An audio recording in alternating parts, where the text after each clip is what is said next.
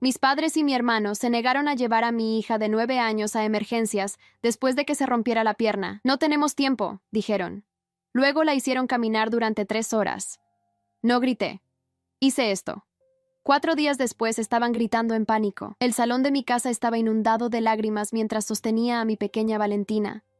Sus sollozos desgarradores me atravesaban como cuchillos mientras intentaba calmarla. Sus pantalones estaban rasgados y manchados de sangre. Su pierna derecha mostraba una hinchazón monstruosa, y sus ojos reflejaban una traición que ningún niño debería conocer jamás. «Mamá, ellos no me creyeron», susurró entre lágrimas. El tío Felipe dijo que estaba fingiendo, y el abuelo Roberto me dijo que dejara de llorar como bebé. La furia crecía dentro de mí como un volcán a punto de erupcionar.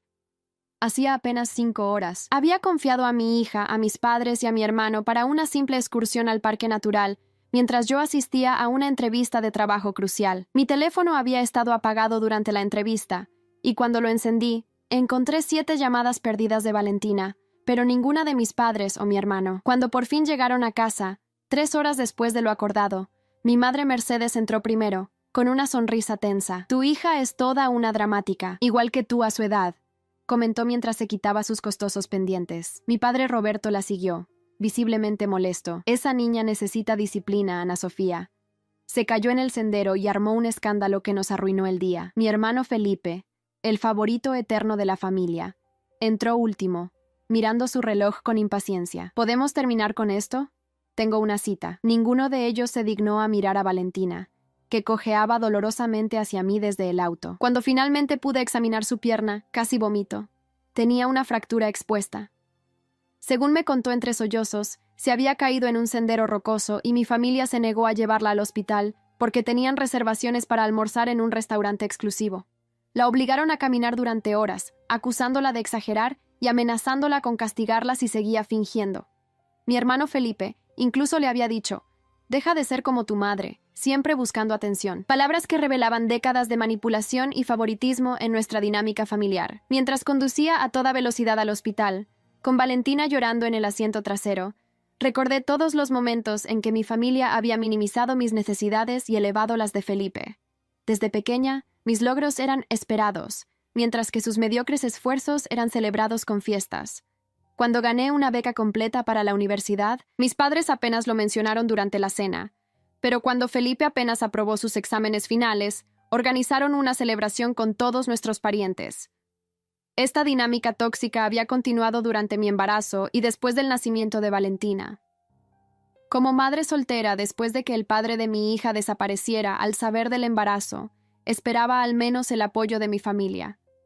En cambio, mi madre constantemente cuestionaba mis habilidades como madre, mientras mi padre me recordaba que debería haber elegido mejor, y mi hermano se burlaba de mi vida arruinada. A pesar de todo, había mantenido una relación con ellos por el bien de Valentina, creyendo que tener alguna familia era mejor que ninguna. Ahora, viendo a mi hija sufrir en una cama de hospital, con una pierna rota que requeriría cirugía y meses de rehabilitación debido a la negligencia de quienes deberían haberla protegido, supe que era el momento de tomar una decisión que cambiaría nuestras vidas para siempre. El médico que atendió a Valentina, Dr. Méndez, no ocultó su indignación cuando le expliqué lo sucedido. «Esto es negligencia infantil», dijo en voz baja para que mi hija no escuchara. La fractura se complicó severamente por la demora en recibir atención médica. Si hubiera sido tratada inmediatamente, probablemente no habría necesitado cirugía. Mientras Valentina finalmente dormía, sedada para el dolor, tomé mi teléfono y redacté un mensaje para mi familia. No era un mensaje de furia, no eran gritos digitales ni amenazas. Era algo mucho peor. Una promesa fría y calculada de justicia, que haría que pagaran por cada paso doloroso que mi hija había sido forzada a dar. «La venganza», dice el refrán, «es un plato que se sirve frío». Y yo estaba a punto de servir un banquete glacial que mi familia nunca olvidaría. Permanecí junto a la cama de Valentina toda la noche. Los cirujanos habían colocado 2 clavos en su tibia y explicaron que el retraso en la atención había causado daño adicional a los tejidos circundantes. Mi pequeña tendría que usar muletas durante al menos 3 meses, seguidos de fisioterapia intensiva. Todo porque mi familia tóxica consideró más importante un almuerzo que su bienestar. Mi teléfono no dejaba de sonar. Primero fue mi madre, Ana Sofía, Estás exagerando como siempre. Todos los niños se caen. Es parte de crecer. Valentina tiene una fractura expuesta, mamá. Necesitó cirugía porque ustedes la obligaron a caminar durante horas. Bueno, ¿cómo íbamos a saber que era grave? No somos médicos, respondió con indignación. Además, teníamos reservaciones en la cúpula. ¿Sabes cuánto tiempo hay que esperar para conseguir mesa allí? Sentí que la sangre me hervía. ¿Estás comparando una reservación con la salud de mi hija?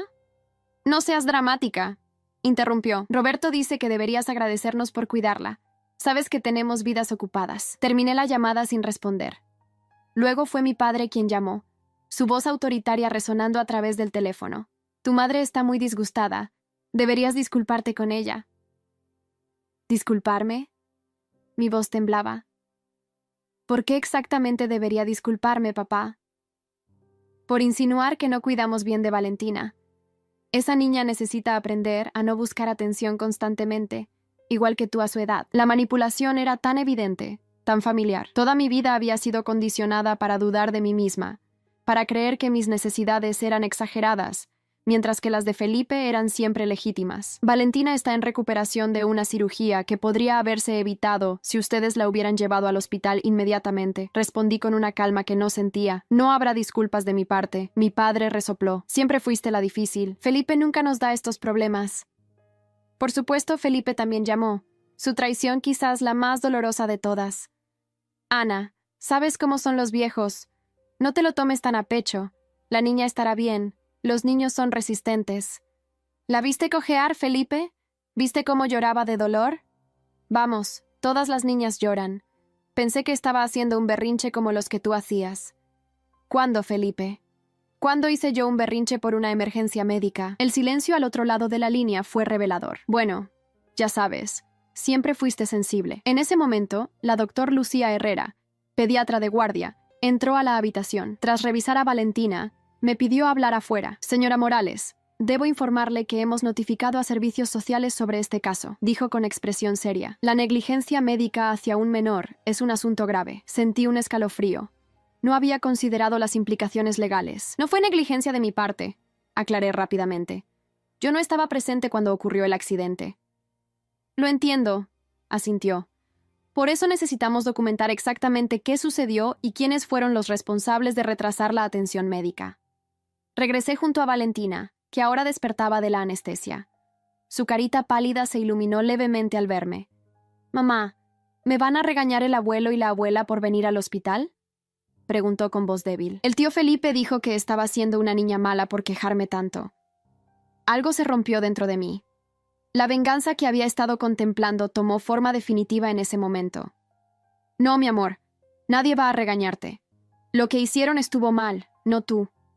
Esa tarde, mientras Valentina dormía, recibí la visita de Carmen Suárez, trabajadora social.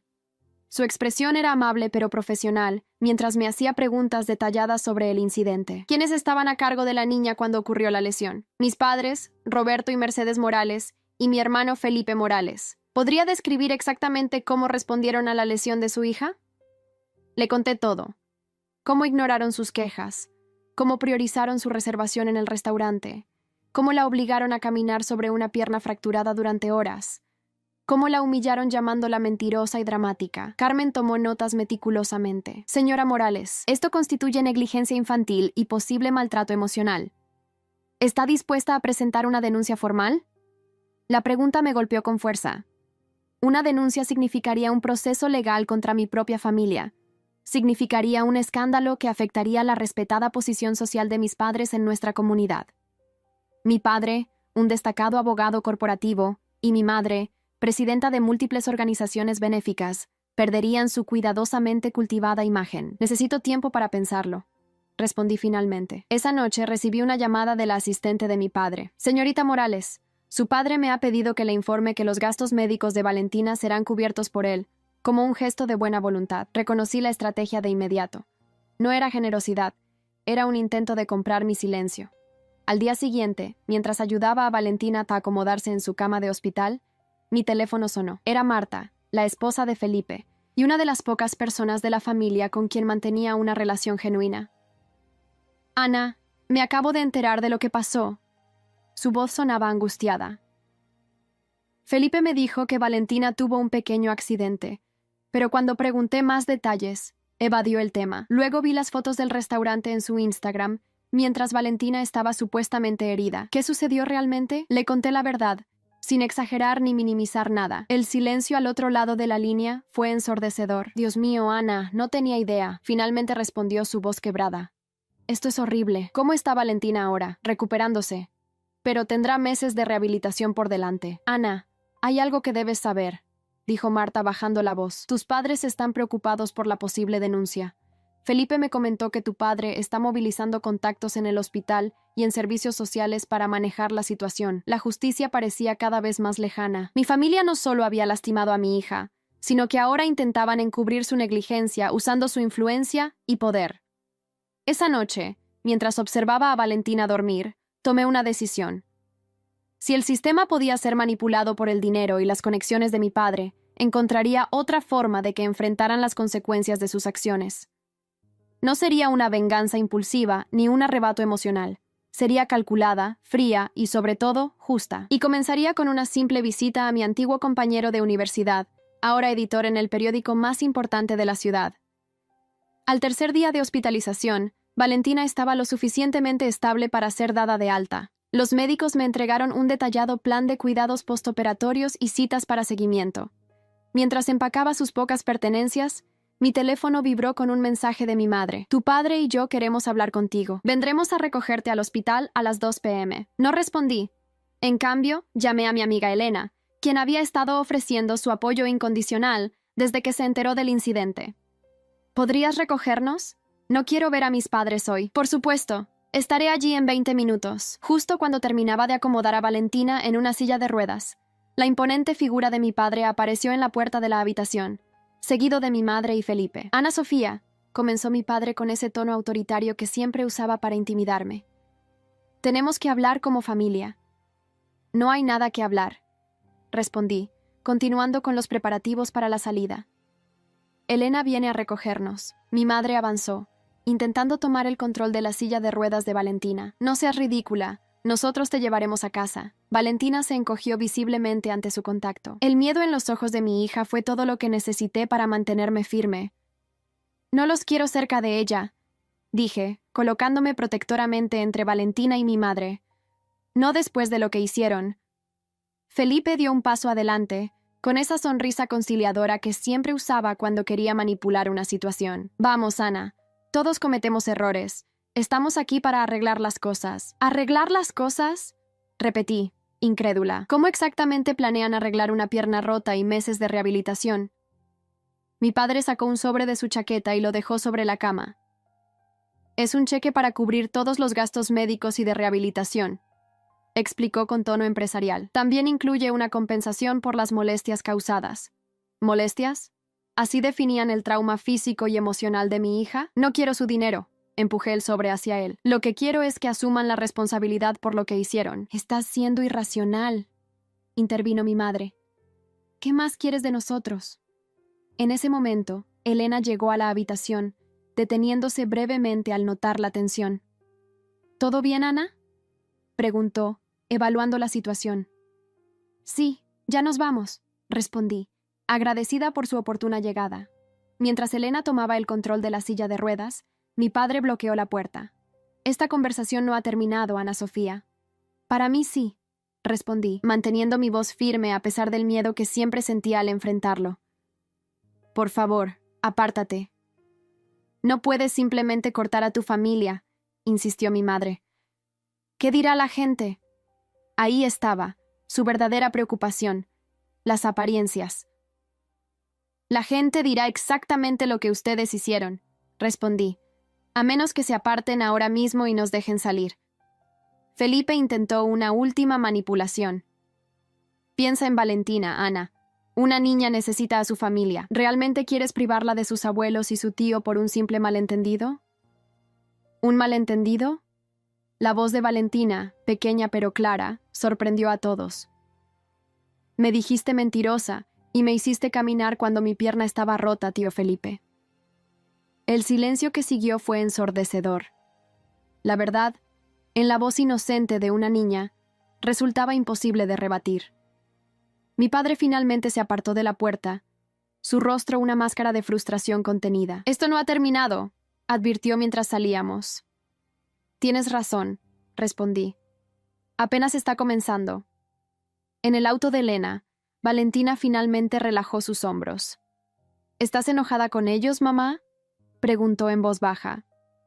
No estoy enojada, cariño, respondí con honestidad. Estoy decepcionada y triste por cómo te trataron, y estoy decidida a que nunca más te lastimen así. Esa noche, después de acostar a Valentina en nuestra casa, me reuní con Javier Paredes, mi antiguo compañero de universidad, ahora editor en El Informante, el periódico más respetado de la ciudad. Lo que me cuentas es grave, Ana, dijo después de escuchar toda la historia. Tu padre es una figura poderosa en esta ciudad. Lo sé, por eso he venido a ti. Confío en tu integridad. ¿Estás segura de que quieres hacer esto?, preguntó. Una vez que la historia salga a la luz, no hay vuelta atrás. Estoy segura, respondí. No es una decisión impulsiva. Es lo correcto. Javier asintió lentamente. Necesitaré pruebas, Ana. Documentación médica, testimonios, cualquier evidencia que respalde tu versión.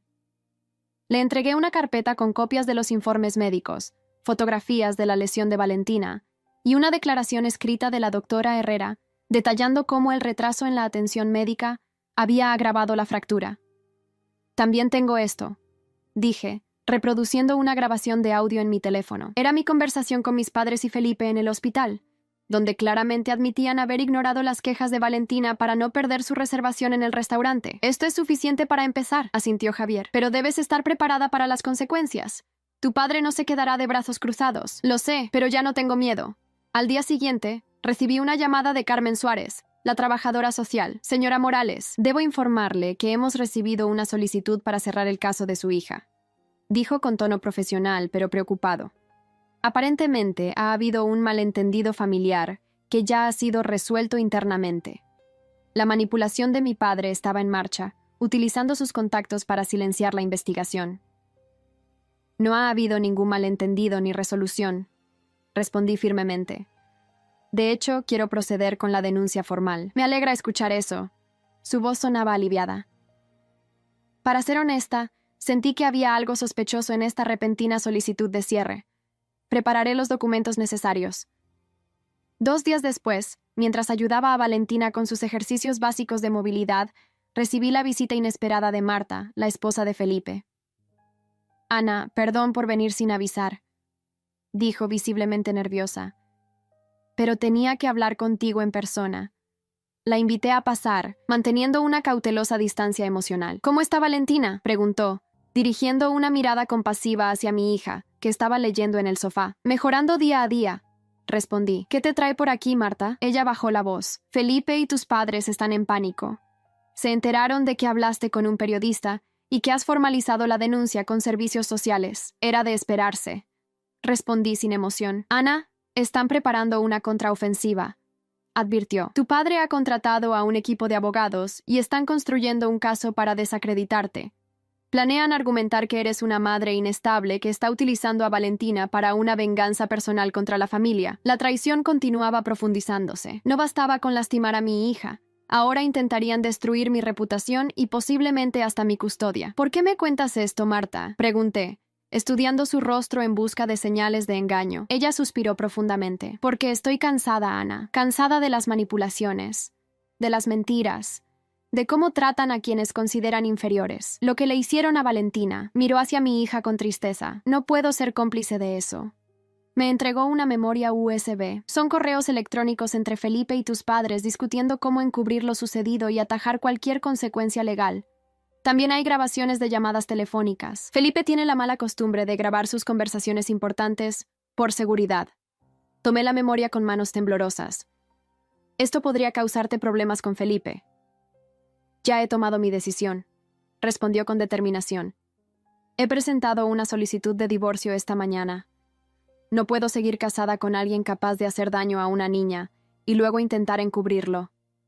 Después de que Marta se marchó, revisé el contenido de la memoria. Era una mina de oro de evidencias. Correos explícitos donde mi padre instruía a Felipe sobre qué decir a las autoridades, discusiones sobre cómo utilizar sus conexiones para silenciar el caso, e incluso planes detallados para cuestionar mi estabilidad mental si yo causaba problemas. Lo más impactante fue un audio de mi padre diciendo, si esa niña hubiera sido hija de Felipe en lugar de Ana Sofía, por supuesto que la habría llevado inmediatamente al hospital. Pero ya conoces a tu hermana, siempre dramatizando todo. La familia tóxica quedaba expuesta en su forma más cruda. Esa noche envié todo el material a Javier y a Carmen Suárez. La justicia que había parecido tan esquiva comenzaba a tomar forma.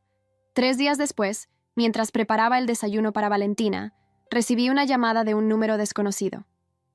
¿Ana Sofía Morales?, preguntó una voz femenina. Soy la doctora Isabel Vega, del Comité de Ética del Hospital Central. Mi corazón se aceleró. ¿Era otro intento de mi padre para silenciarme? Estamos revisando el caso de su hija y hemos encontrado algunas irregularidades en cómo se intentó manejar internamente. Quisiéramos que usted y la niña vinieran a declarar formalmente. Por supuesto, respondí sintiendo una mezcla de alivio y vindicación. ¿Cuándo necesitan que vayamos? Mañana a las 10 a.m. si es posible. Y señora Morales, hizo una pausa. Quiero que sepa que este comité toma muy en serio la protección infantil, sin importar quién esté involucrado. Al colgar, mi teléfono vibró con una notificación. Era un mensaje de Javier. La historia sale mañana en primera plana. Prepárate. Respiré hondo. No había vuelta atrás. La verdad saldría a la luz, y mi familia enfrentaría finalmente las consecuencias de sus acciones. Esa noche, abracé a Valentina con especial fuerza mientras la arropaba. Mamá, susurró medio adormilada. El abuelo, la abuela y el tío Felipe ¿van a tener problemas? Van a tener que responder por lo que hicieron, mi amor, respondí con honestidad. Cuando lastimamos a otros, especialmente a los niños, hay consecuencias. ¿Estás haciendo esto por venganza?, preguntó, sorprendiéndome con su perspicacia. No, cariño, respondí tras reflexionar un momento. Lo hago por justicia, para que aprendan que no pueden lastimar a otros sin consecuencias y para que ningún otro niño pase por lo que tú pasaste. Ella asintió, satisfecha con mi respuesta, y pronto se quedó dormida. Mientras observaba su rostro pacífico, supe que había tomado la decisión correcta. No era solo por Valentina o por mí. Era por todos los que habían sufrido en silencio bajo el poder y la manipulación de personas como mi familia. Mañana, el mundo conocería la verdad. El día amaneció con un titular que sacudió la ciudad. Negligencia y encubrimiento. Prestigiosa familia obliga a niña con fractura a caminar durante horas. El reportaje de Javier, meticuloso y bien documentado, ocupaba la primera plana de El Informante y continuaba en páginas interiores con fotografías de la lesión de Valentina, copias de los informes médicos y transcripciones de las conversaciones incriminatorias. Mi teléfono comenzó a sonar incesantemente desde las 7 de la mañana. Rechacé todas las llamadas de números desconocidos, presumiblemente periodistas buscando declaraciones adicionales. Bloqueé los números de mis padres y Felipe. A las 8:30, mientras preparaba a Valentina para nuestra cita en el hospital, el timbre de la puerta sonó con insistencia. Al mirar por la mirilla, vi a mi padre, su rostro contorsionado por la furia. No abrí. «Ana Sofía», gritó golpeando la puerta. «Sé que estás ahí. Abre inmediatamente». Valentina me miró con ojos asustados. «Está bien, cariño», la tranquilicé. «No tiene que entrar si no queremos». Mi padre continuó golpeando y gritando. Tomé mi teléfono y llamé a la policía, explicando que un hombre estaba intentando forzar la entrada a mi casa y nos estaba amenazando. «¿Quién es el hombre, señora?», preguntó el operador. «Mi padre, Roberto Morales». Hubo una breve pausa. ¿El abogado Roberto Morales? Sí, el mismo que está en todos los periódicos hoy por negligencia infantil, respondí con firmeza. 10 minutos después, 2 patrullas llegaron a mi casa. Desde la ventana, vi cómo los oficiales hablaban con mi padre, quien gesticulaba violentamente. Finalmente, lo escoltaron hasta su auto, no sin antes dirigir una última mirada cargada de odio hacia mi casa. Uno de los oficiales, una mujer de mediana edad, se acercó para tomar mi declaración. ¿Desea presentar cargos por amenazas, señora Morales? Pensé en Valentina, en la audiencia que tendríamos en unas horas, en todo el proceso que ya estaba en marcha. No por ahora, respondí. Pero quisiera que quedara registrado el incidente. La oficial asintió comprensivamente. La acompañaremos al hospital para su cita, ofreció. Dada la situación, creemos que es lo más prudente. Agradecí el gesto, reconociendo que la protección adicional era necesaria. La traición familiar había escalado a un nivel peligroso. En el hospital, el ambiente era tenso. Sentí las miradas de médicos, enfermeras y pacientes siguiéndonos mientras nos dirigíamos a la sala de juntas donde se reunía el comité de ética. La oficial de policía permaneció discretamente fuera de la sala. El comité consistía en 5 personas: la doctora Vega, quien me había llamado, el doctor Méndez, quien había atendido inicialmente a Valentina, el director médico del hospital, una representante legal, y Carmen Suárez, la trabajadora social. «Gracias por venir, señora Morales», comenzó la doctora Vega. «Y gracias, Valentina, por tu valentía». Mi hija asintió tímidamente desde su silla de ruedas. Durante las siguientes 2 horas, relatamos detalladamente lo sucedido. Valentina habló con sorprendente claridad sobre cómo se había caído, cómo había suplicado ayuda, y cómo mi familia la había obligado a continuar caminando a pesar de su dolor. Presenté las grabaciones y los correos electrónicos proporcionados por Marta, que confirmaban no solo la negligencia inicial, sino también el intento de encubrimiento. «Señora Morales», dijo el director médico después de escuchar todo, «quiero expresarle personalmente mis disculpas por los intentos de interferencia en el caso de su hija. Le aseguro que se tomarán medidas para garantizar que tales influencias externas no afecten nuestros protocolos en el futuro». Carmen Suárez intervino. «Servicios Sociales ha abierto una investigación formal. Sus padres y su hermano serán citados para declarar y enfrentarán posibles cargos por negligencia infantil y maltrato emocional». Mientras salíamos de la reunión, mi teléfono sonó con un mensaje de Javier. «Acabo de recibir una amenaza legal de los abogados de tu padre. Están exigiendo una retractación inmediata y amenazan con demandar al periódico. Mi editor dice que tenemos todo bien documentado y respaldado. No nos retractaremos». Estaba respondiendo a su mensaje cuando una mujer elegantemente vestida se acercó a nosotras en el pasillo del hospital. La reconocí inmediatamente. Gabriela Vázquez, la socia principal del bufete de abogados rival del de mi padre. «Señora Morales», dijo con profesionalismo. «Lamento abordarla así, pero he intentado contactarla toda la mañana. Me gustaría ofrecerle representación legal en este caso, sin costo alguno». La miré con sorpresa y suspicacia. ¿Por qué haría eso? Una leve sonrisa cruzó su rostro. «Digamos que tengo un interés personal en ver que se haga justicia en este caso. Su padre ha obstaculizado mi carrera en múltiples ocasiones, utilizando métodos cuestionables». Entendí lo que no decía. Esta era su oportunidad de ajustar cuentas con mi padre.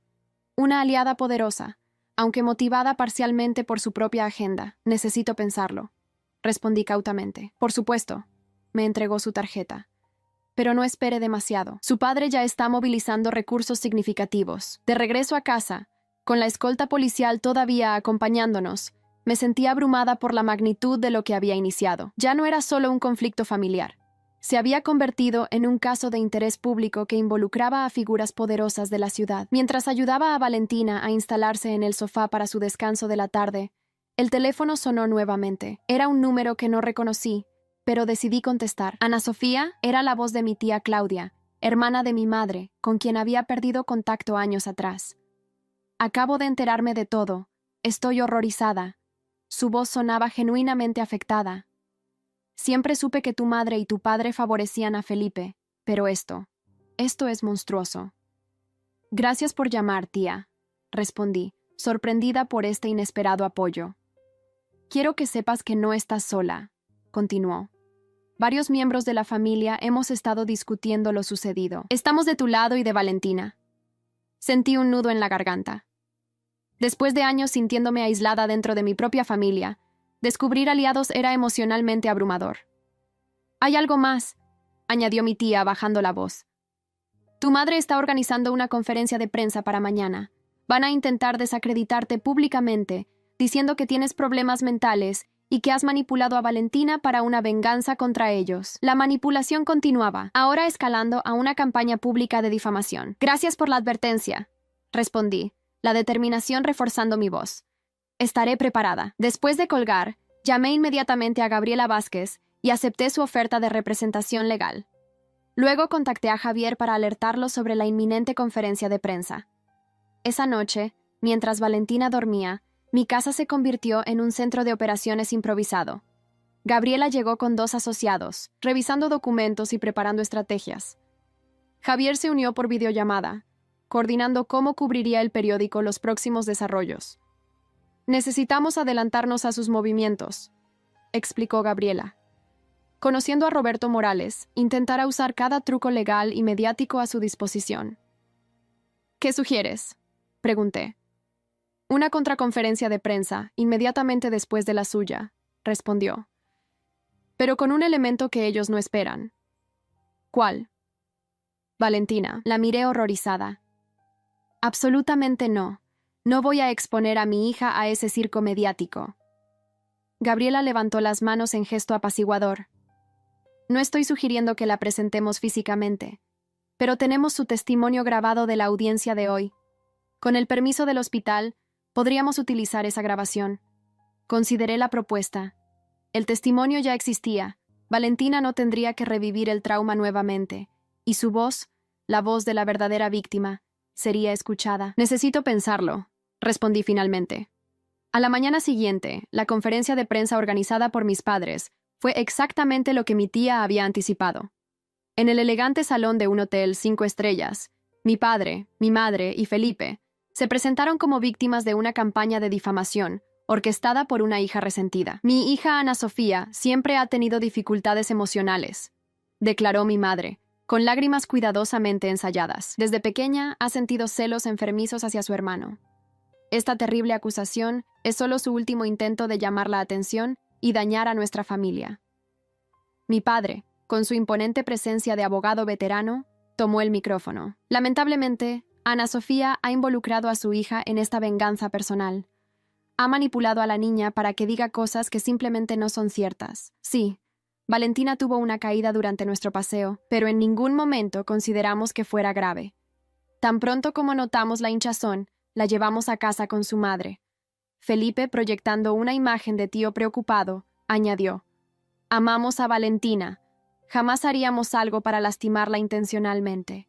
Esta situación ha sido sacada completamente de contexto por mi hermana, quien lamentablemente ha luchado con problemas de percepción de la realidad durante años. Las preguntas de los periodistas fueron cuidadosamente seleccionadas y respondidas con respuestas preparadas. El mensaje era claro. Yo era una mujer inestable utilizando a mi hija para atacar a mi respetable familia por antiguos resentimientos. Observé toda la conferencia en vivo desde la tableta de Gabriela, quien había llegado temprano a mi casa para preparar nuestra respuesta. Cada mentira, cada distorsión, cada intento de manipulación me provocaba una mezcla de rabia y determinación. ¿Todavía tienes dudas sobre usar la grabación de Valentina?, preguntó Gabriela cuando terminó la conferencia. Ninguna, respondí firmemente. Es hora de que la verdad se escuche, en sus propias palabras. Nuestra contraconferencia se realizó en una sala más modesta del Hospital Central, con el apoyo explícito del Comité de Ética. Gabriela habló primero, presentándose como mi representante legal y estableciendo los hechos documentados del caso. Luego fue mi turno. No estoy aquí como la hija resentida que mis padres han descrito. Comencé, mi voz sorprendentemente estable. Estoy aquí como la madre de una niña de 9 años que fue forzada a caminar sobre una pierna fracturada durante horas porque su abuelo, su abuela y su tío decidieron que su reservación en un restaurante era más importante que su dolor. Mostré las fotografías de la lesión, los informes médicos confirmando que la fractura se había agravado significativamente por la demora en recibir atención, y finalmente reproduje los correos electrónicos y grabaciones proporcionados por Marta, donde mi familia discutía abiertamente cómo encubrir lo sucedido.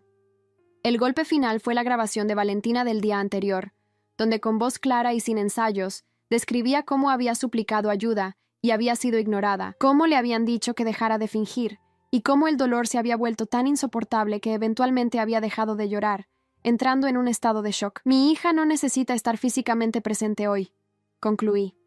Ya ha sufrido suficiente trauma, pero su voz merece ser escuchada, y la verdad merece ser conocida.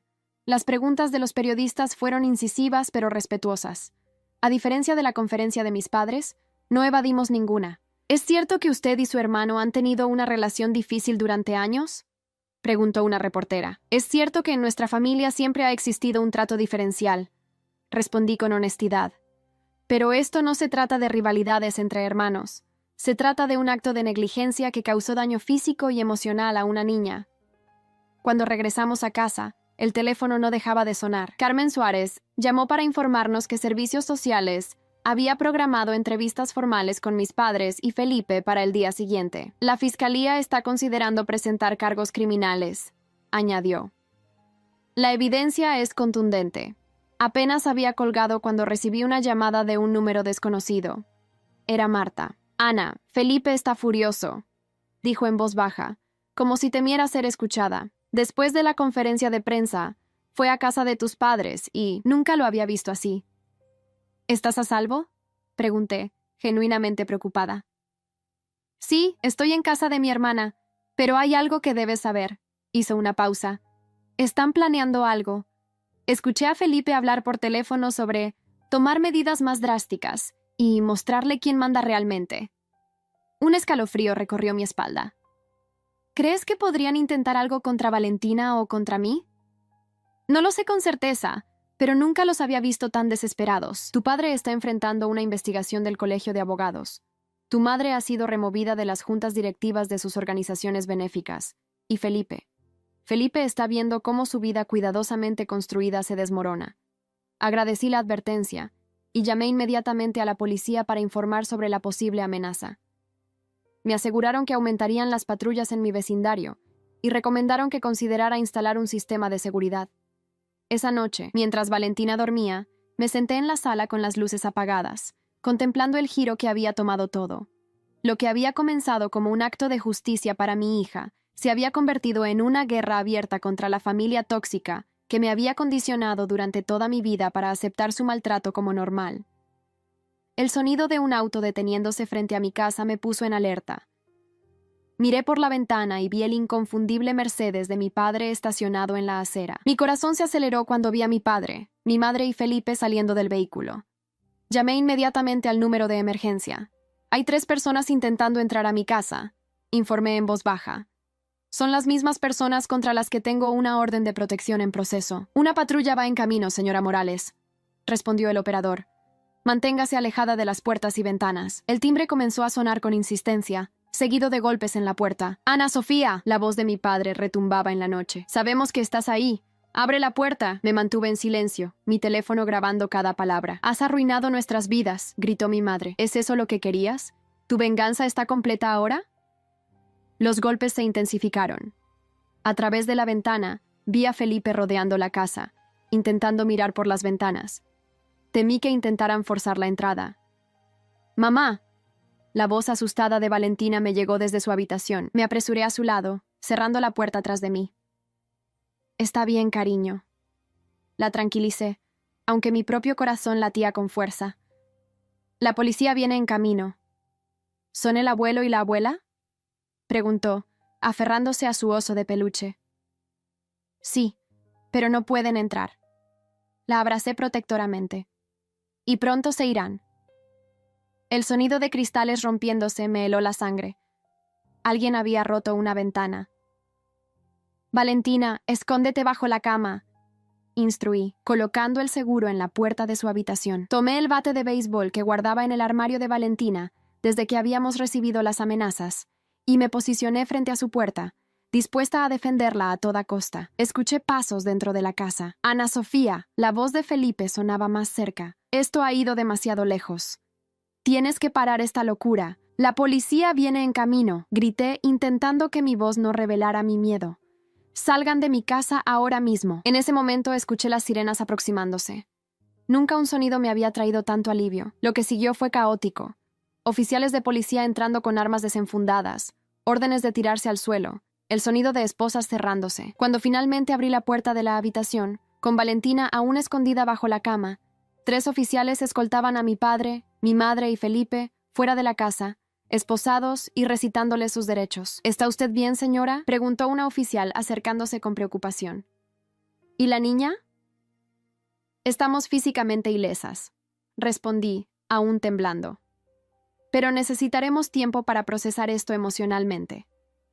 Valentina salió lentamente de su escondite, sus ojos enormes en su rostro pálido. «¿Se los llevan a la cárcel?», preguntó en voz baja. «Sí, cariño», respondí, arrodillándome para abrazarla. «Lo que hicieron es muy grave. Entraron a nuestra casa sin permiso e intentaron asustarnos. Mientras un oficial tomaba nuestra declaración, otro me informó que mis padres y Felipe enfrentarían cargos por allanamiento de morada, violación de una orden de restricción temporal e intimidación de testigos». Considerando sus antecedentes con el caso de negligencia infantil, es probable que el juez no les conceda fianza, explicó. Al menos no inmediatamente. Esa noche, Valentina durmió en mi cama, aferrada a mí como cuando era más pequeña. Yo permanecí despierta, procesando la escalada de eventos y la realidad de que mi familia, las personas que deberían haberme amado y protegido, habían estado dispuestas a irrumpir en mi hogar en medio de la noche, aterrorizando a la misma niña que ya habían lastimado tan profundamente. Al amanecer, cuando finalmente el agotamiento me venció, tuve una claridad cristalina. Esto ya no era solo sobre obtener justicia. Era sobre romper definitivamente con el ciclo tóxico que había definido toda mi vida y construir algo nuevo y saludable para Valentina y para mí. La venganza nunca había sido mi objetivo, pero la liberación total de su influencia destructiva ahora parecía no solo deseable, sino absolutamente necesaria. La mañana siguiente a la invasión domiciliaria, los titulares de los periódicos locales y los noticieros matutinos estaban dominados por las imágenes de mis padres y Felipe siendo escoltados por la policía, esposados y con expresiones de incredulidad en sus rostros. «Familia Morales, del prestigio a la celda», proclamaba el informante en letras destacadas. Gabriela llegó temprano a mi casa, trayendo consigo a un equipo de técnicos para instalar un sistema de seguridad completo. «Esto es cortesía del bufete», explicó mientras los técnicos trabajaban.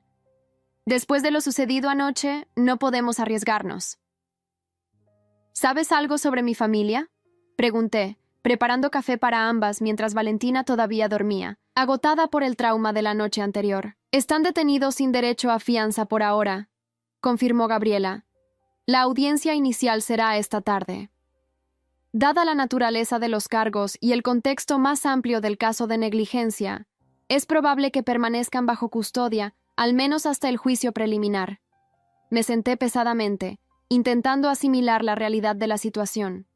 Mi padre, el respetado abogado corporativo, mi madre, pilar de la sociedad local, y mi hermano, el exitoso ejecutivo, todos tras las rejas. Nunca pensé que llegaría a esto, confesé. Solo quería que asumieran la responsabilidad por lo que le hicieron a Valentina. Gabriela me miró con comprensión. La gente con poder raramente acepta responsabilidades voluntariamente, Ana, especialmente cuando han pasado toda una vida evadiendo las consecuencias de sus acciones. Mientras hablábamos, recibí una llamada de Carmen Suárez. «Señora Morales, debo informarle que la audiencia con servicios sociales sobre el caso de negligencia ha sido reprogramada debido a los nuevos acontecimientos», explicó. «Pero hay algo más importante que debe saber. Hemos recibido información sobre otros posibles casos de maltrato infantil relacionados con sus padres». «¿Qué?», pregunté confundida. «¿A qué se refiere?» «Parece que los hijos de varios empleados domésticos que trabajaron para su familia a lo largo de los años han presentado testimonios similares sobre maltrato y negligencia», explicó Carmen. «Aparentemente, su familia tenía un patrón de comportamiento. La revelación me dejó aturdida. No solo habían sido capaces de lastimar a su propia nieta, sino que este comportamiento abusivo se extendía a otros niños vulnerables. La traición parecía no tener límites. Esa tarde, después de asegurarme de que Valentina estuviera segura con Elena, asistí a la audiencia inicial donde un juez decidiría sobre la fianza de mis padres y Felipe. El juzgado estaba repleto de periodistas y curiosos, atraídos por el escándalo que involucraba a una de las familias más prominentes de la ciudad. Mi familia entró escoltada por guardias, vestidos con los monótonos uniformes carcelarios que contrastaban dramáticamente con sus habituales atuendos de diseñador. Mi madre pareció haber envejecido años en una sola noche, su rostro demacrado sin el maquillaje perfecto que siempre llevaba. Mi padre mantenía su postura erguida, pero la humillación era evidente en sus ojos. Felipe parecía completamente perdido, como si no pudiera comprender cómo había terminado en esta situación. Sus miradas se encontraron con la mía momentáneamente. Mi madre desvió la vista. Mi padre endureció su expresión. Y Felipe me dirigió una mirada de odio tan puro que me estremeció. Sus abogados, lo mejor que el dinero podía comprar, argumentaron apasionadamente por su liberación bajo fianza, citando sus fuertes lazos con la comunidad, su historial previo sin antecedentes penales y la supuesta exageración de los eventos. «Estos son ciudadanos respetables que actuaron movidos por la preocupación por su hija y nieta», argumentó el abogado principal. «Si bien reconocemos que su método fue equivocado, entraron a la casa por desesperación, no con intenciones criminales». El fiscal contraargumentó con firmeza. «Los acusados violaron deliberadamente una orden de restricción, irrumpieron en una vivienda rompiendo una ventana, y todo esto mientras hay una investigación en curso por negligencia infantil contra ellos. Representan un claro peligro para la víctima y su hija. Cuando el juez me pidió que hablara, me levanté con la determinación que había estado cultivando desde que decidí enfrentar a mi familia. Su señoría, durante toda mi vida he sido condicionada para minimizar el daño que mi familia me causaba, para dudar de mis propias percepciones y para priorizar sus necesidades sobre las mías. Comencé, mi voz clara en la silenciosa sala. Ese ciclo terminó cuando lastimaron a mi hija. Anoche, invadieron nuestro hogar mientras Valentina dormía. Una niña de 9 años que ya sufre pesadillas por el trauma que ellos le causaron, tuvo que esconderse bajo su cama aterrorizada. No puedo imaginar qué hubiera pasado si la policía no hubiera llegado a tiempo. El juez escuchó atentamente, asintiendo ocasionalmente. Cuando terminé, miró directamente a los acusados. Este tribunal toma muy seriamente las violaciones a órdenes de restricción, especialmente cuando involucran a menores, declaró. La fianza se deniega. Los acusados permanecerán bajo custodia hasta el juicio. El golpe del mazo selló la decisión. Vi cómo mi familia era escoltada fuera de la sala, sus privilegios y poder temporalmente neutralizados por el sistema que mi padre había manipulado tantas veces a su favor. Los días siguientes trajeron revelaciones aún más impactantes. Varios ex empleados de la casa familiar se presentaron con historias de maltrato y abuso psicológico. Una ex niñera reveló cómo mi madre la había despedido por consolar a la niña llorona, yo, cuando tenía aproximadamente la edad de Valentina. Un antiguo jardinero contó cómo su hijo, que ocasionalmente lo acompañaba al trabajo, había sido humillado por mi padre por accidentalmente pisar un cantero de flores. La imagen pública de mi familia se desmoronaba con cada nueva historia. Las organizaciones benéficas se distanciaban de mi madre. Los clientes abandonaban el bufete de mi padre y la empresa donde trabajaba Felipe emitió un comunicado anunciando su despido. 2 semanas después del incidente, mientras Valentina progresaba lentamente en su recuperación física y emocional con ayuda de terapia, recibí una llamada inesperada. «Ana Sofía», la voz al otro lado sonaba quebrada, apenas reconocible. «Soy yo, tu madre». Mi corazón se aceleró. Estaba llamando desde la cárcel. «¿Qué quieres?», pregunté, manteniendo mi tono neutral. «Necesito verte», respondió, su habitual tono autoritario reemplazado por algo parecido a la súplica. «Por favor». Después de consultar con Gabriela, acordé una visita supervisada en el centro de detención. No por reconciliación, sino por cierre. El día de la visita, me encontré sentada frente a un cristal reforzado, observando a la mujer que me había dado a luz pero que rara vez había actuado como una verdadera madre. Su aspecto desaliñado y su mirada abatida contrastaban dramáticamente con la imagen impecable que siempre había cultivado. «Gracias por venir», comenzó, su voz apenas audible a través del intercomunicador. «¿Qué quieres, mamá?», pregunté directamente. Ella pareció encogerse ante mi tono. Quería decirte que lo siento». Las palabras sonaban extrañas en su boca, como si nunca antes las hubiera pronunciado. «Por todo, por Valentina, por cómo te tratamos siempre, por no ser la madre que merecías». La miré, buscando signos de manipulación, la táctica que había utilizado toda mi vida. Pero lo que vi fue algo diferente. Una mujer despojada de todas sus defensas y pretensiones, enfrentando finalmente la verdad de sus acciones. «¿Por qué ahora?», pregunté. «¿Por qué después de todo este tiempo?». Ella miró hacia abajo, sus manos inquietas sobre la mesa. «He tenido mucho tiempo para pensar aquí dentro», respondió. «Sin las distracciones, sin las apariencias que mantener. He visto lo que hemos hecho, lo que yo he hecho, y no puedo seguir mintiéndome a mí misma». Me contó cómo había crecido en una familia similar, donde el favoritismo y el maltrato emocional eran normalizados. Cómo había perpetuado el mismo ciclo con sus propios hijos, favoreciendo a Felipe porque se parecía a su padre, y rechazándome a mí porque le recordaba a ella misma, con todas las vulnerabilidades que despreciaba. «No es una excusa», aclaró. «Nada justifica lo que te hicimos a ti o a Valentina. Solo quiero que entiendas que nunca fue tu culpa. Nunca hubo nada mal contigo». Las palabras que había anhelado escuchar toda mi vida llegaban finalmente, en el contexto más inesperado. «¿Y papá?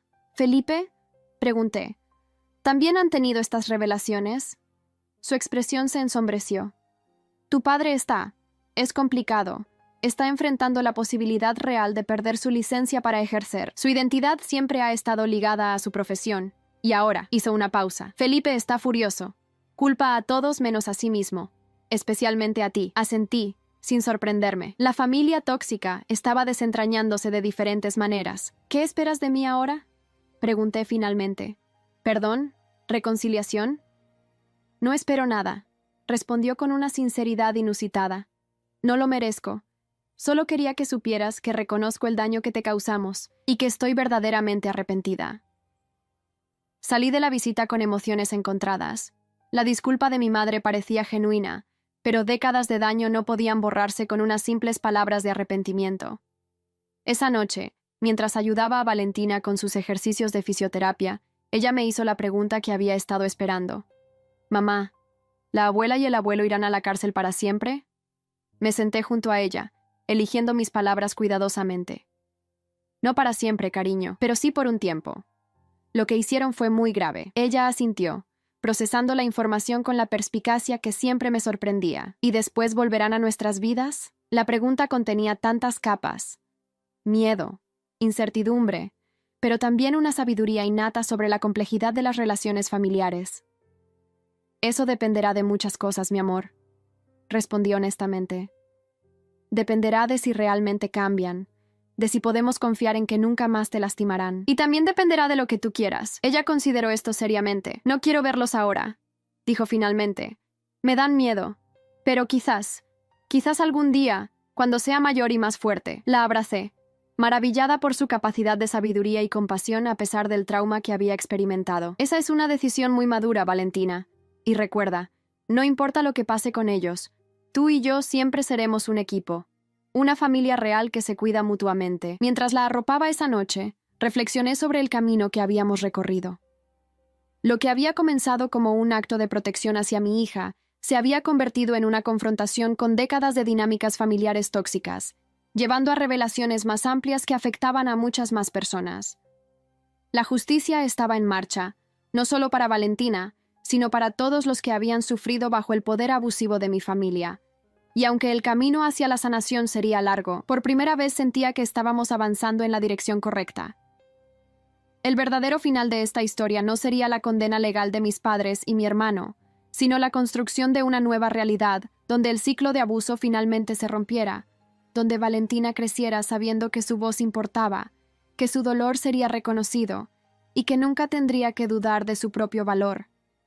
Esa sería la verdadera venganza contra el legado tóxico de mi familia: criar a una niña fuerte, segura de sí misma y emocionalmente saludable. Una niña que nunca tendría que preguntarse si merecía ser amada y protegida.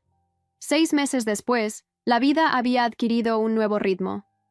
Valentina había progresado notablemente en su recuperación física.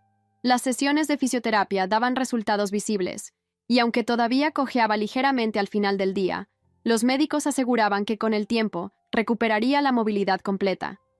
El impacto emocional había sido más profundo, pero también ahí veía progresos.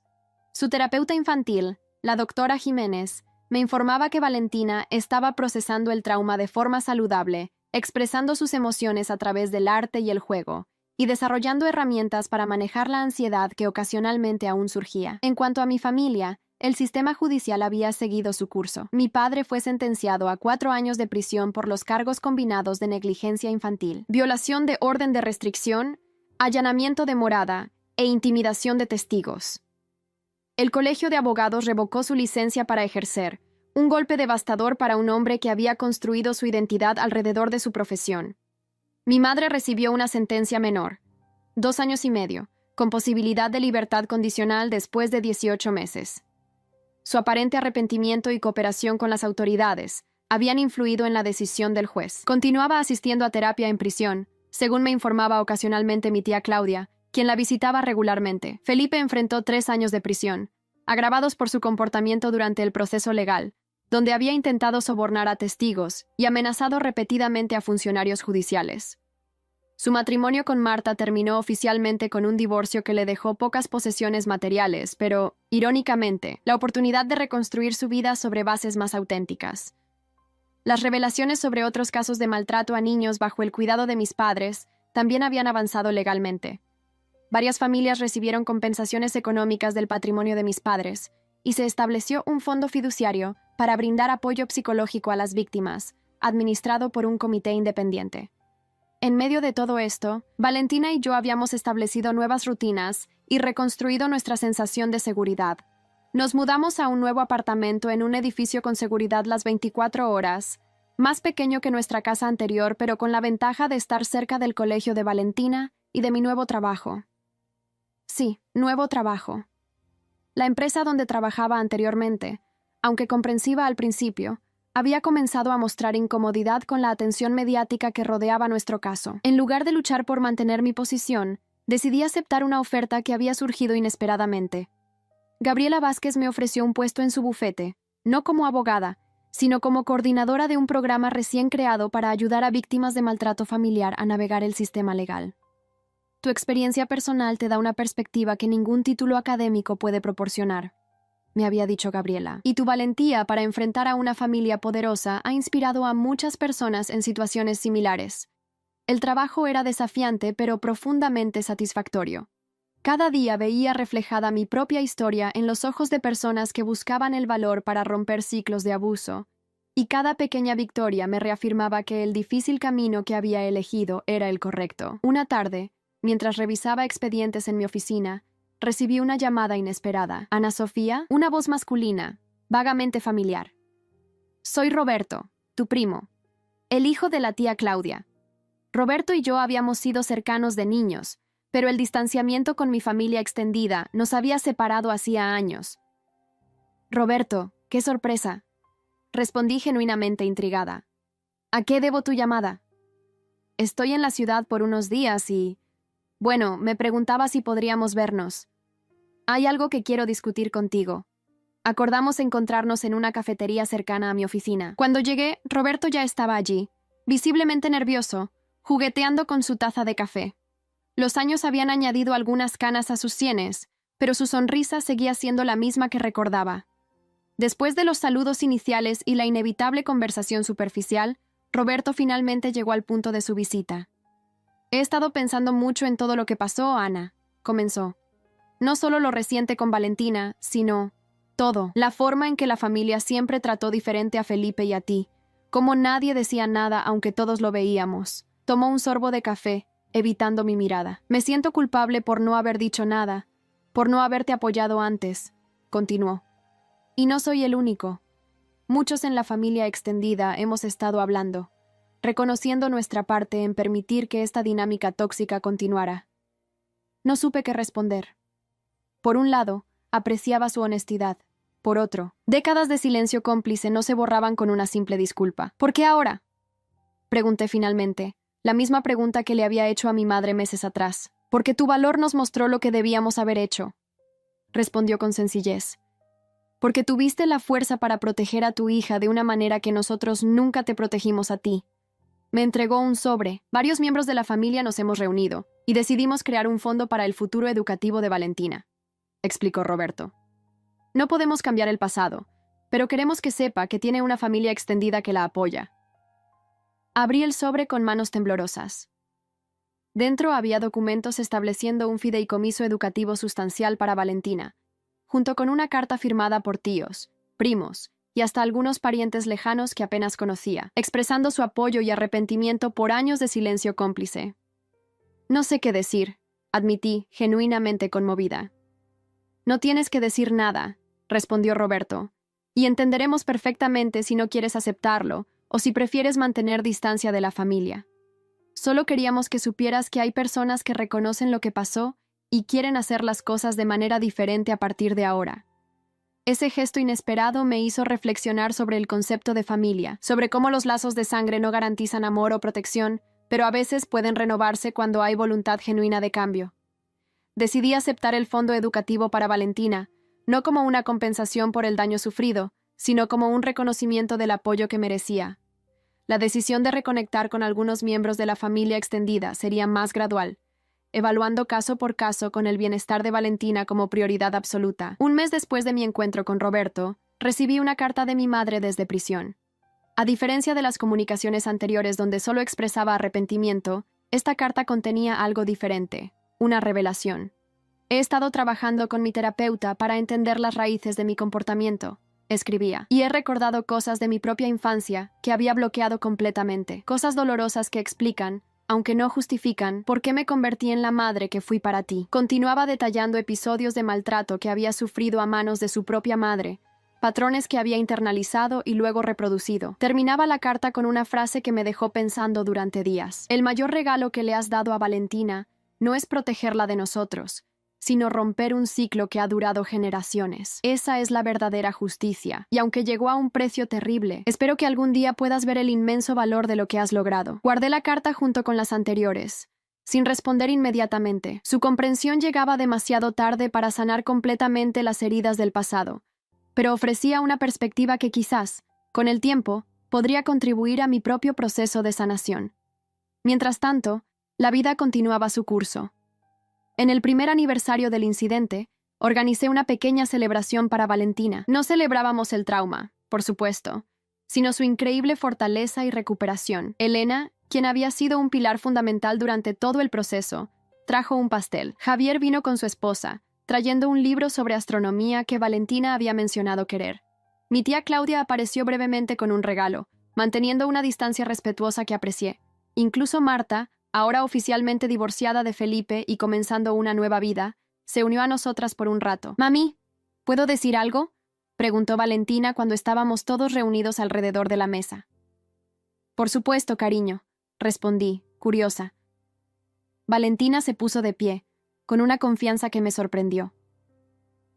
«Quiero agradecerles a todos por ayudarnos a mi mamá y a mí», comenzó, su voz clara y firme.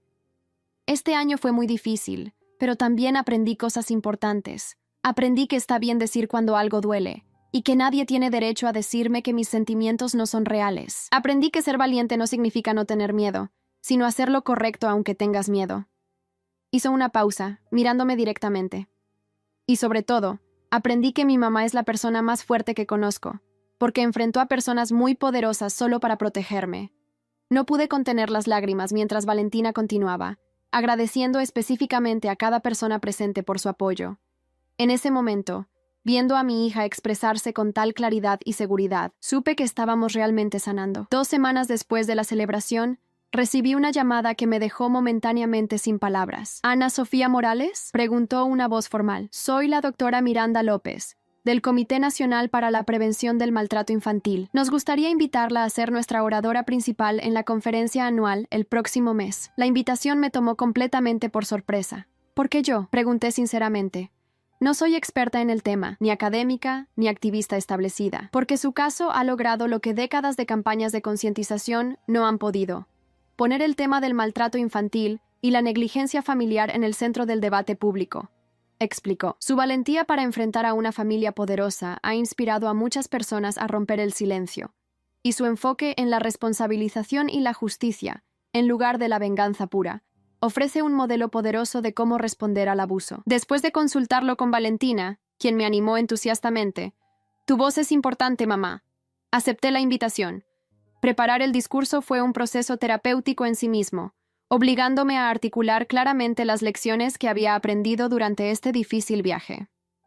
El día de la conferencia, mientras miraba al público lleno de profesionales, activistas y sobrevivientes, sentí una mezcla de nerviosismo y propósito. Mi historia no comenzó cuando mi hija sufrió una fractura. Comenzó décadas antes, en una familia tóxica, donde aprendí que mis necesidades no importaban, que el dolor podía ser ignorado si resultaba inconveniente, y que el poder familiar podía usarse para silenciar la verdad. Continué detallando no solo los eventos traumáticos, sino también el proceso de reconocer patrones, establecer límites y exigir responsabilidad. La negligencia y el maltrato infantil no son solo acciones individuales, enfaticé, son síntomas de sistemas disfuncionales que priorizan el poder, las apariencias y la conveniencia por encima del bienestar de los más vulnerables. Romper estos ciclos requiere más que castigar a los perpetradores. Requiere exponer y desmantelar las estructuras que permiten que el abuso continúe de generación en generación. El impacto de mi discurso fue mayor de lo que había anticipado. En las semanas siguientes, recibí innumerables mensajes de personas inspiradas a enfrentar situaciones similares, a establecer límites con familiares abusivos o a intervenir cuando presenciaban negligencia hacia niños. Gabriela expandió el programa que yo coordinaba, obteniendo financiamiento adicional para ofrecer representación legal gratuita a familias de bajos recursos, enfrentando situaciones de maltrato. El Hospital Central, motivado en parte por la publicidad negativa generada por su manejo inicial del caso, implementó nuevos protocolos estrictos para la identificación y reporte de posible negligencia infantil. 1 año y medio después del incidente, mientras Valentina y yo disfrutábamos de un tranquilo fin de semana en casa, recibí una notificación que me dejó momentáneamente desestabilizada. Mi madre sería liberada bajo libertad condicional en 2 semanas. ¿Quieres verla?, me preguntó Gabriela cuando la consulté sobre las implicaciones legales. No lo sé, respondí honestamente. Parte de mí quiere creer que ha cambiado genuinamente. Otra parte teme que sea solo otra manipulación. La decisión es completamente tuya, me aseguró. Las órdenes de restricción siguen vigentes. Ella no puede contactarlos a menos que tú lo permitas. Decidí consultar primero con Valentina, cuya opinión sobre el asunto me parecía fundamental. ¿La abuela quiere vernos?, preguntó, su expresión cautelosa pero no temerosa. Ha expresado ese deseo en sus cartas, confirmé. Pero no haremos nada con lo que tú no te sientas cómoda. Valentina lo pensó seriamente, con la madurez que las experiencias difíciles habían cultivado en ella. Creo que podríamos verla, dijo finalmente, pero no sola, con la doctora Jiménez presente, y en un lugar público. Su respuesta, tan medida y reflexiva, me llenó de orgullo. No estaba reaccionando desde el miedo ni desde el resentimiento, sino desde una posición de fuerza y prudencia. El encuentro se organizó cuidadosamente. Un parque público, con la terapeuta de Valentina presente, y Gabriela esperando discretamente a poca distancia. Establecimos límites claros. Sería una conversación breve, sin contacto físico a menos que Valentina lo iniciara, y podríamos terminarla en cualquier momento. Cuando vi a mi madre acercarse por el sendero del parque, apenas la reconocí. La prisión había dejado marcas visibles. Estaba más delgada, con el cabello completamente gris, sin el tinte que siempre había usado, y su postura, anteriormente siempre erguida con orgullo, ahora parecía ligeramente encorvada. Se detuvo a unos metros de nosotras, respetando la distancia establecida. «Gracias por acceder a verme», dijo simplemente. Valentina, sorprendiéndome una vez más con su fortaleza, fue quien rompió el hielo. «Mi pierna está mucho mejor ahora», dijo. «Solo me duele cuando estoy muy cansada o cuando va a llover». Mi madre asintió, aceptando esta apertura por lo que era. No un perdón, sino una oportunidad para una conversación. «Me alegro mucho, Valentina», respondió con una voz que carecía de la autoridad que siempre había caracterizado sus interacciones. «Has sido muy valiente». La conversación que siguió fue incómoda, pero significativa. Mi madre compartió detalles de su terapia en prisión, de cómo estaba aprendiendo a reconocer y desafiar los patrones tóxicos que había normalizado durante toda su vida. Habló de los planes para su rehabilitación. Viviría en un apartamento modesto proporcionado por un programa de reinserción social. Asistiría a terapia regularmente. Y trabajaría como voluntaria en una organización que ayudaba a mujeres en situación de vulnerabilidad. No espero volver a ser parte de sus vidas de la manera en que lo era antes. Aclaró. Eso sería pedir demasiado. Solo quiero que sepan que estoy trabajando para ser una persona diferente. Una persona que nunca más lastimaría a una niña como lo hice contigo, Valentina, o contigo durante toda tu vida, Ana Sofía. Antes de despedirnos, Valentina hizo una pregunta que me sorprendió. ¿El abuelo y el tío Felipe también van a cambiar? Mi madre pareció envejecer aún más ante la pregunta. Tu abuelo está luchando, respondió con honestidad. La pérdida de su carrera, de su identidad, ha sido devastadora para él. Está en terapia también, pero el proceso es más difícil. En cuanto a Felipe, su voz se quebró ligeramente. Felipe sigue culpando a todos menos a sí mismo. Me temo que no está listo para cambiar. De camino a casa, Valentina permaneció pensativa. ¿En qué piensas, cariño?, pregunté finalmente. Es triste, respondió. La abuela parece diferente ahora, como si entendiera lo que hizo mal. Pero el abuelo y el tío Felipe siguen atrapados. Su perspicacia me dejó sin palabras. A sus 10 años, había captado perfectamente la esencia de la situación. A veces, continuó, me pregunto si yo habría sido como ellos si tú no hubieras sido diferente. Mamá, si no hubieras tenido el valor de romper con todo eso. La abracé, profundamente conmovida por su reflexión. Lo importante es que cada persona puede elegir qué tipo de persona quiere ser, respondí.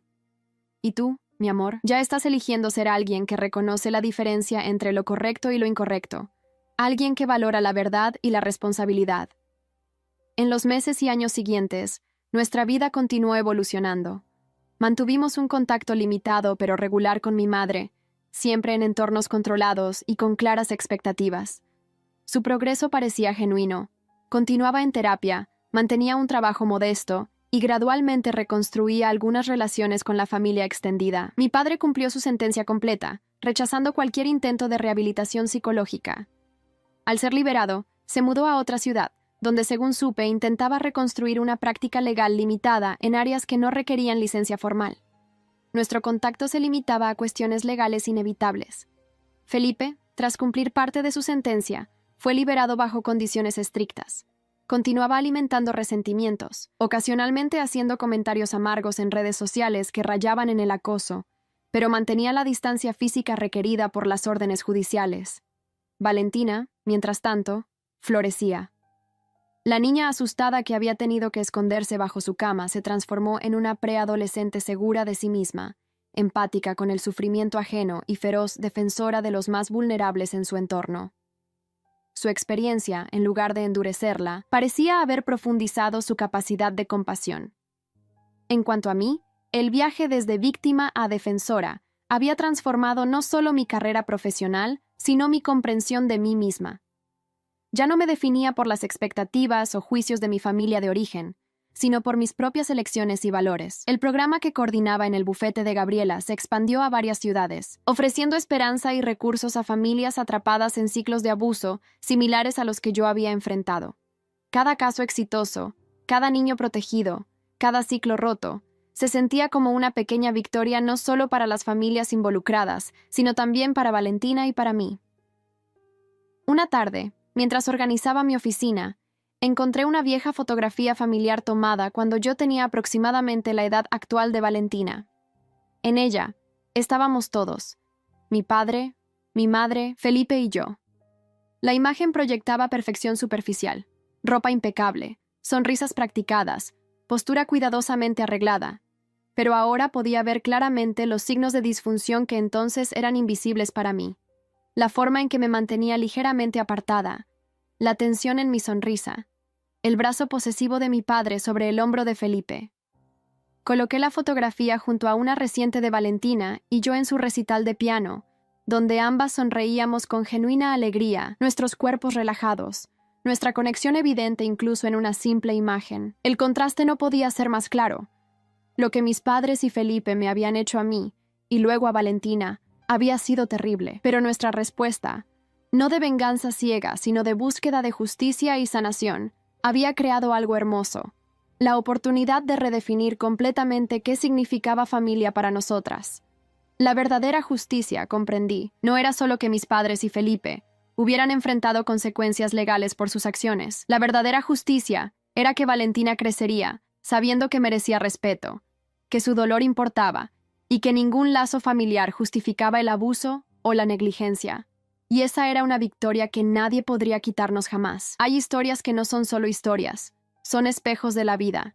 Si esta te conmovió, ayúdanos a seguir contando otras que también merecen ser escuchadas. Muchas gracias y que tengas un excelente día.